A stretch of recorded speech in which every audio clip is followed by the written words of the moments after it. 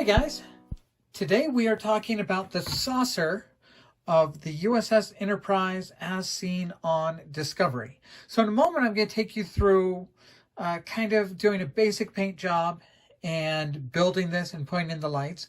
But I want to talk first about the overall finish of this ship. So it's mostly metallic grays, and it has some panels that are darker, some panels that are lighter.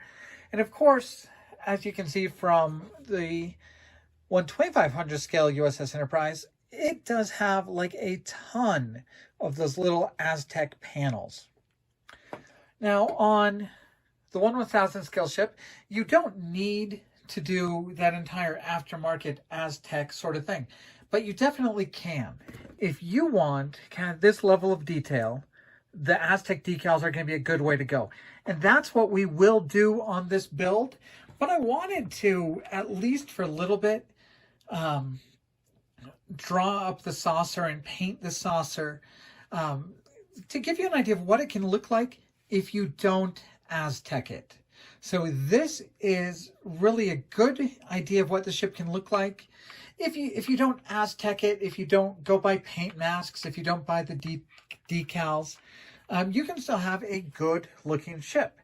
And I'm sure there's going to be lots of builds of this model kit that are more like this, you know, kind of dark gray metals, nice clean paint jobs, rather than the Aztecs.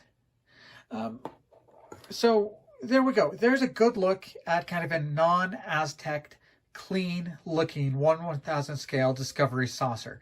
Now for this build, I will be using the Aztec decals. So this will be a good kind of comparison between two different ways you'll be able to do the saucer. All right, now let's kind of go back to bare plastic and look at how we got to this point. Now I've already done some paint on it. I've painted the inside of it black and then white, and I've painted the outside chrome silver. So this is chrome silver by Tamiya.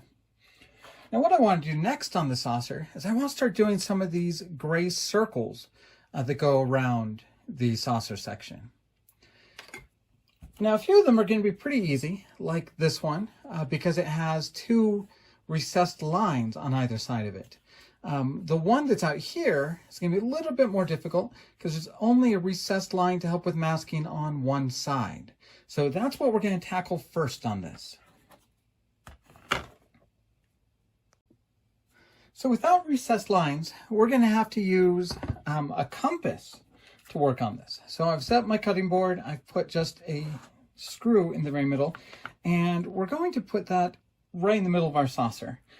And I'm going to make sure these grid lines line up well with the middle of that screw, and I'm going to tape it down. All right, now that's all taped up and secure, I have added a few little marks along the grid lines just to make sure I'm evenly spaced. And now I'm going to use a compass to kind of follow those lines with an X-Acto knife to score that masking tape and get a good, nice line. All right, I scored it, then I did peel it away. Next, I'm going to mask off this inner ring. That one's going to be a lot easier since I'll have grid lines to follow.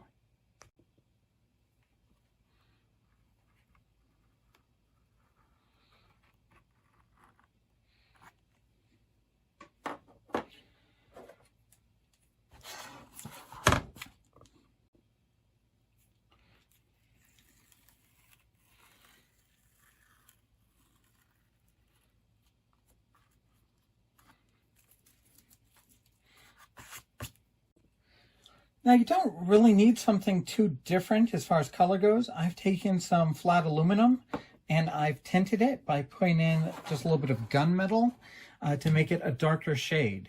And I'm just going to airbrush that on to our rings.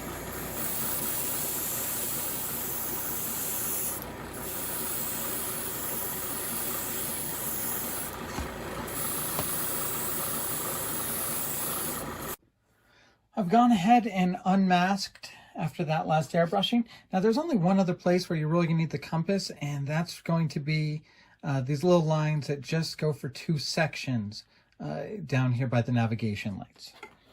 So I'm going to mark off some edges so I remember how far to go.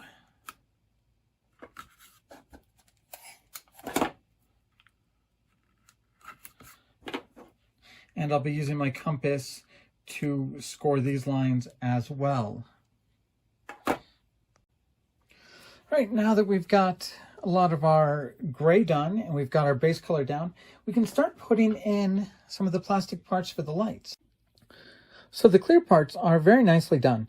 It's a good example of light piping, and you can see how they did kind of 5 windows in one piece. Now this is part 113, and the kit will actually have all the part numbers molded into the saucer.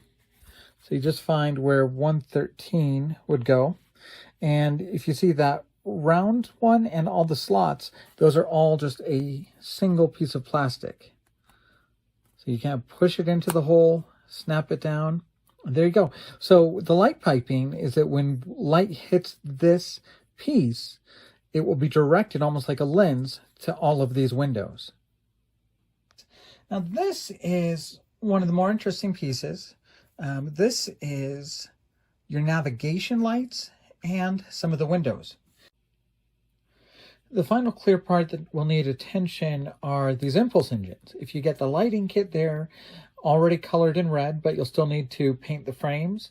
If you did not get the lighting kit, they'll be just clear and you'll have to tint them red yourself. But go ahead and paint the frames, glue those in place.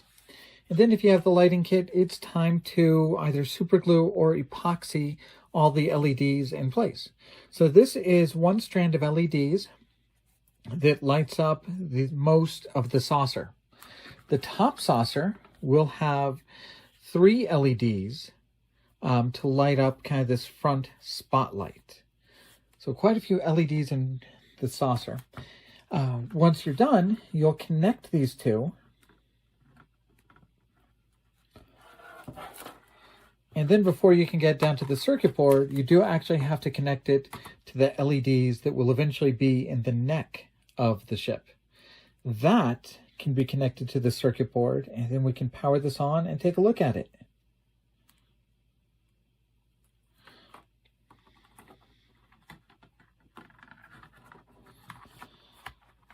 And we're not quite ready to do our final assembly yet.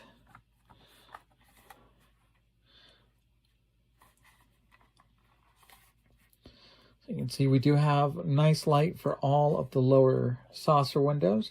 Looks like the lights are going to work just fine out there on the rim. I have fogged these 2 parts so that you can't see inside. And we do have light coming out of that thin crack.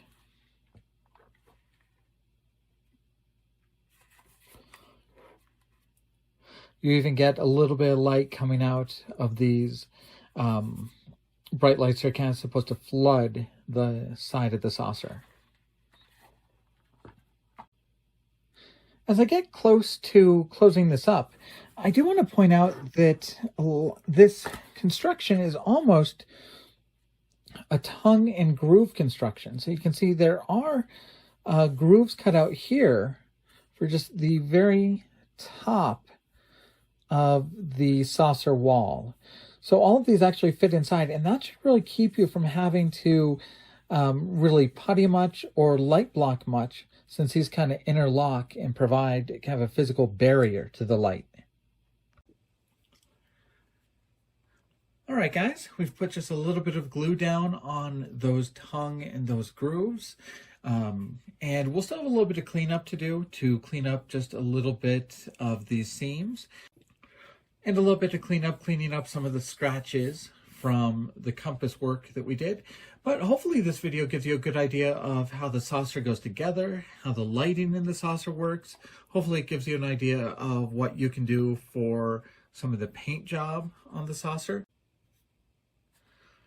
In the next video, we'll move on to working on the nacelles. So thank you guys very much for watching the video. Thank you for following the channel. Have a great day.